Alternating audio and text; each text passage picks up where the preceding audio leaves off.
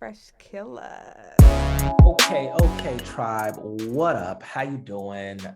The Supreme Court repealed Roe versus Wade.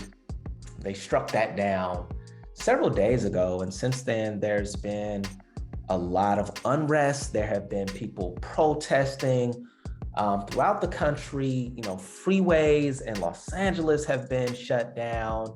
There have been a lot of people that are displeased with the decision. Me, on the other hand, I have not been nearly as reactionary. I am still in a state of trying to understand. Basically, I have questions. Y'all know me. I just have questions and I have concerns as well. And so I've been doing my due diligence. I've been reading newspapers and I've been coming across a bunch of memes and things like that. And one of my concerns is that the language around to what extent men should have a say-so in whether or not a pregnancy is determined. I'm not talking about on the Supreme Court level, I'm talking about on a personal level. The partner, the man that impregnated the woman, should they have a say-so in whether or not that pregnancy is brought to term? And what I'm seeing a lot is a lot of people, a lot of women that are saying no, that he shouldn't have anything to do with that decision. And I'm like, okay, I disagree with that. But let me give you some evidence here. I was reading an article in the San Francisco Chronicle, and a politician, an assembly member by the name of Akilah Weber from San Diego, they were talking about the amendment that's being created in California to amend this decision. And she said that it states, Democrats speaking in support of the measure, including Assembly member Akilah Weber, who is a practicing OBGYN, argued that standard wasn't the right one to use, and stressed that the decision to have an abortion should be between a woman and her doctor. Whoa, and this is an African-American woman. I'm thinking it's something, shouldn't it be between the two people that created this situation? And let me get to the meme. There were several memes that puzzled me, gang, but I want to get to one in particular that was posted by a woman who I really respect and have a lot of love for. But the meme says, if every time men had sex, they risked death, physical disability, shunning, social shunning, a life-altering interruption of their education or career, and the sudden lifelong responsibility for another being, I think they'd expect a choice in the matter. Do people think that men don't feel anything when they have a baby on the way, that they are not stressed out, that they are not losing sleep, that they do not sometimes experience depression, extreme anxiety, and fear? Do people not know that men take a risk of contracting an STD? Do people not know that once a man becomes a father, his life will never be the same again? I think that a lot of the rhetoric I've been hearing has been very dismissive of this reality. Now, I should say that I understand this coming from a place of anger. I understand that, people are upset about the decision that the Supreme Court made, and this is and they feel like the Supreme Court being predominantly old white men, that they shouldn't have the ability to say, to speak on abortions. I get that. I get that standpoint, but coming from an actual intimate partners, I think that if you made the decision to lay down together, then the man should have some say so in what happens as a result of the sex that was had. And to take that even a step further, this discussion around Roe v. Wade being, I don't know, terminated, abolished, whatever word you want to use, struck down, I think that there's a conversation needs to happen in the white community, and there's a conversation needs to happen in the Black community. A conversation needs to happen in the Mexican community and the Asian community as well. For us as Black people, just like with most things, we need to discuss this in a different manner. So regarding the issue I just stated about should a man be consulted, we need to be careful in how we speak about this, because a primary issue in our community is men not being in the household, as single parent families.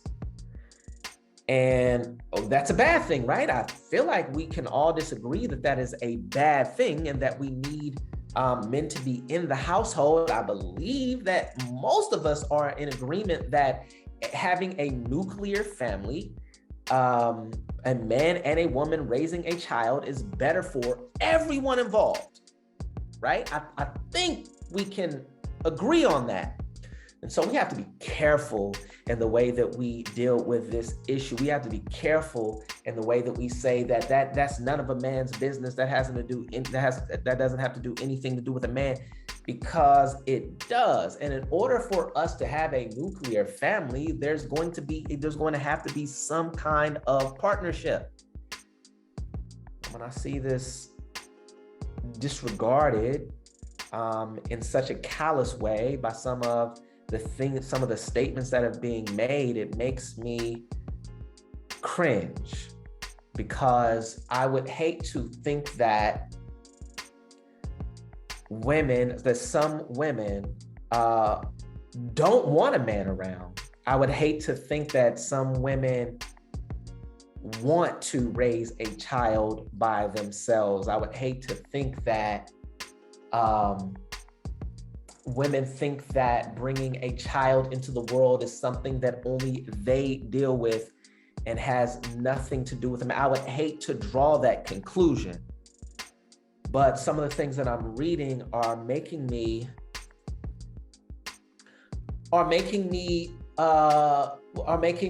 lean in that direction. And I don't think that is good for us. I don't think that's good for us as a Black community. You know, Kanye West, when he was beefing with Kim on social media, one of the things that he stated in his rants was that Democrats don't want fathers in the house.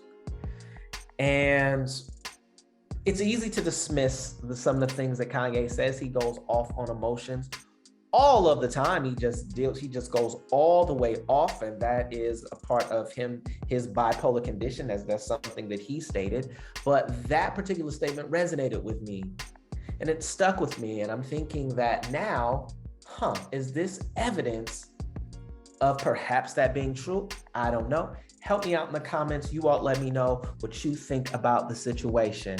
Another thing that I'm puzzled about is the idea of autonomy. And this is an attack on people having autonomy over their own bodies. Who are you to say what I cannot do and what I can do with my body? You don't have that right. And people are really in an uproar over that. The thing that I do not understand is how people are not making the connection between this and mandatory vaccinations, particularly around the nurses. The nurses who, if you recall, they decided not to take the vaccine, but they had been working in hospitals double shifts around the clock when the COVID pandemic hit, and they didn't even have proper protection. They were having makeshift masks, and they were wearing garbage bags around their bodies to try to prevent themselves from getting COVID. A lot of them got COVID anyway, but they worked through it, right? They got sick, they went home, and then they came back to work only to discover, because they made the decision not to get the vaccine, they have been terminated. That broke my heart. What further broke my heart was that nobody came to bat for them, not the doctors at the hospital, not the general public. There weren't protests. There weren't nationwide protests. There weren't any freeways being shut down, even though a lot of them had gotten COVID, which meant that their immune system was actually stronger, was more resistant than the vaccine. But we as a society did not go to bat for them. It's the same issue, right? It's about autonomy over the body. They felt like they should have a decision for whatever reason. They didn't feel comfortable getting the vaccine. And what happened? You know, nobody, there wasn't this kind of rage. There wasn't this kind of vitriol. And here's what we're seeing. We're seeing this divisiveness between Republican and Democrat, between conservatives and liberals. We're seeing this trump our humanity. Wouldn't these protests be so much more powerful if people could reach across the aisle and say, this isn't about politics, this is about a government overreach. And we are not here for it. And I don't care what your political ideology is. I don't care if you're from a red state or a blue state, but we need to totally stand up and resist this. But no, we have been factionalized. We have been put into these separate groups. And so we are competing with one another. And we're not getting the results that we want because we have decided not to listen to logic. We've agreed that we are going to play out our roles as far as where we fall on the political spectrum, and we are going to allow that to dictate where we stand and who we associate with and who we work with and what we read and when we protest and when we sit down and say, oh, well, that's their problem. They should totally dictated by politics. And it's really puzzling. It's just really puzzling for me. And so I think that we are in an age where people are more blinded by their political affiliations than they have ever been. Those are my thoughts at this moment on the Supreme Court decision. Let me know what you think. Don't be mad at me. Go ahead and state it. Drop it in the comments section. Let me know how you feel. Am I tripping, or do you agree, or is there something else you want to state? Go ahead, let a brother know. Also, share this with all of your homies and your aunties and your play cousins. Subscribe to the tribe. That's what I got. Peace, tribe. I don't know.